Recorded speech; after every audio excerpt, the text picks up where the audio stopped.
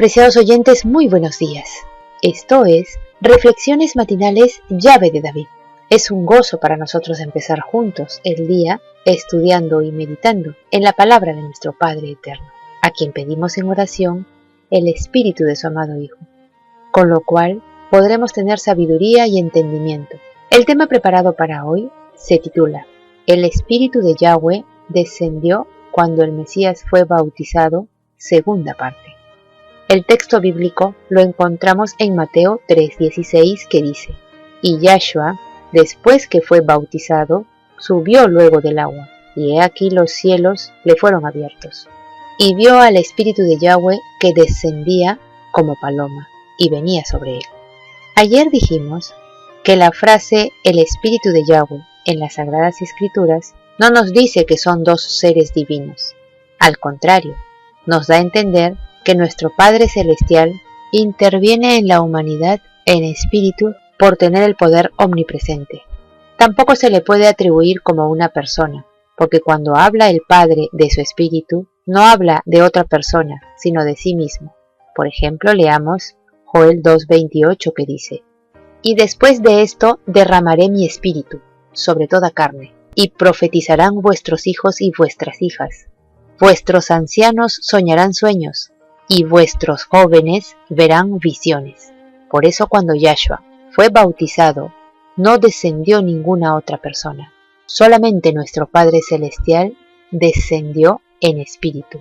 Directamente del Padre procedió la luz de su gloria. Se abrieron los cielos, y rayos de su gloria descansaron sobre el Hijo amado de Yahweh, y tomaron la forma de una paloma, en apariencia bruñida de oro. La forma semejante a la paloma era un emblema de la humildad y amabilidad del Mesías. De los cielos abiertos se oyeron las palabras: Este es mi Hijo amado, en quien tengo contentamiento. Estas palabras de confirmación fueron dadas para inspirar fe a aquellos que presenciaban la escena y fortalecer al Salvador para su misión.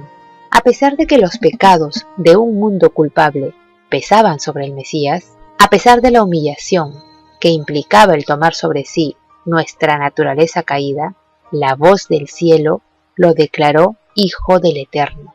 A pesar de que el Hijo de Yahweh estaba revestido de humanidad, Yahweh, con su propia voz, le aseguró que era el Hijo unigénito del Eterno.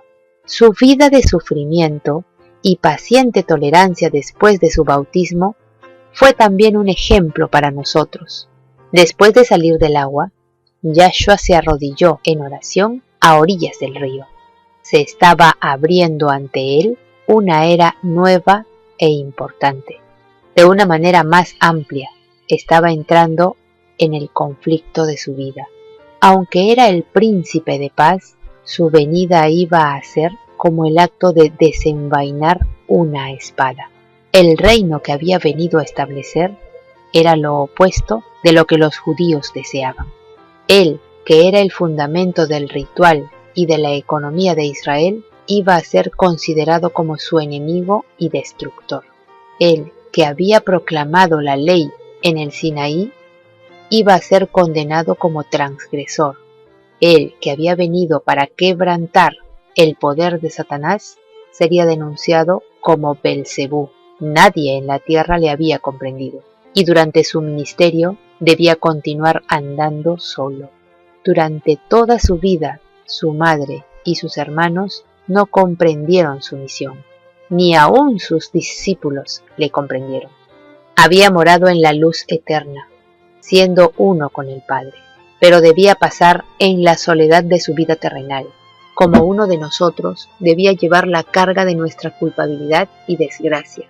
El ser sin pecado debía sentir la vergüenza del pecado. El amante de la paz debía habitar con la disensión. La verdad debía morar con la mentira, la pureza con la vileza. Todo el pecado, la discordia y la contaminadora concupiscencia de la transgresión torturaban su espíritu. Debía hollar la senda y llevar la carga solo. Sobre aquel que había dispuesto su gloria y aceptado la debilidad de la humanidad, debía descansar la redención del mundo. Él lo veía y sentía todo, pero su propósito permanecía firme. De su brazo dependía la salvación de la especie caída, y extendió su mano para asir la mano del amor omnipotente. Entre la vasta muchedumbre que estaba congregada a orillas del Jordán, pocos, además de Juan, discernieron la visión celestial. Sin embargo, la solemnidad de la presencia divina embargó la asamblea. El pueblo se quedó mirando silenciosamente al Mesías. Su persona estaba bañada de la luz que rodea siempre el trono de su Padre. Su rostro dirigido hacia arriba estaba glorificado, como nunca antes habían visto ningún rostro humano. Juan había quedado profundamente conmovido al ver a Yahshua postrarse como suplicante para pedir con lágrimas la aprobación del Padre. Al rodearle la gloria de Yahweh y oírse la voz del cielo, Juan reconoció la señal que el Altísimo le había prometido. Sabía que era el Redentor del mundo a quien había bautizado. Cuando Juan vio que la gloria del Padre descendió sobre él, y extendiendo la mano, señaló a Yahshua y exclamó: «He aquí el Cordero de Yahweh, que quita el pecado del mundo». Nadie de entre los oyentes, ni aun el que las pronunció, discernió el verdadero significado de estas palabras: el Cordero de Yahweh. Sobre el monte Moria, Abraham había oído la pregunta de su hijo: «Padre mío, ¿dónde está el Cordero para el holocausto?». El padre contestó: «Yahweh se proveerá de Cordero para el holocausto, hijo mío». Y en el carnero divinamente provisto en lugar de Isaac, Abraham vio un símbolo de aquel que había de morir por los pecados de los hombres. La gloria que descansó sobre Yahshua es una prenda del amor del Padre hacia nosotros.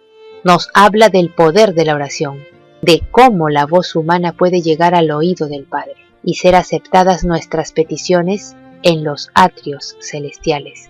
La luz que cayó por los portales abiertos sobre la cabeza de nuestro Salvador caerá sobre nosotros, mientras oremos para pedir ayuda con qué resistir a la tentación.